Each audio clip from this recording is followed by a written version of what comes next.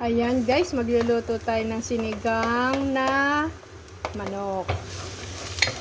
Kala nyo, sinisigang lang ay mga isda, no? Tsaka mga karne. Pati manok pwede rin. Ayan. Sibuyas. Wow.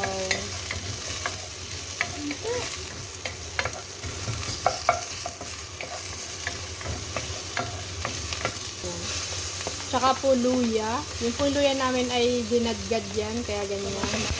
Tsaka po kamatis. Halo-halo. Sinekos na yan. Dito.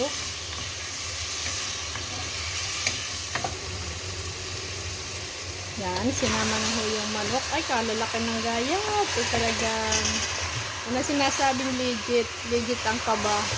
Pag sinabi. Sigurado mapapasigip pa ng sabaw.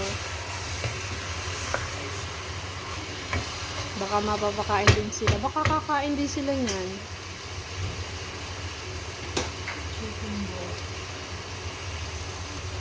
Hindi kasi pwedeng patagal lang pag-iisa.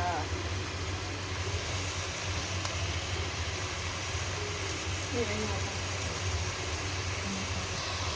Chicken cubes na lang.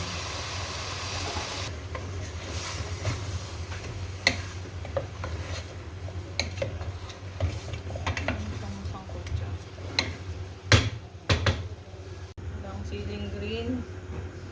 Siling red na lang, walang green. Nakulong sa labas.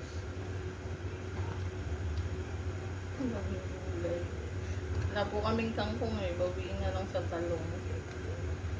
Sarap!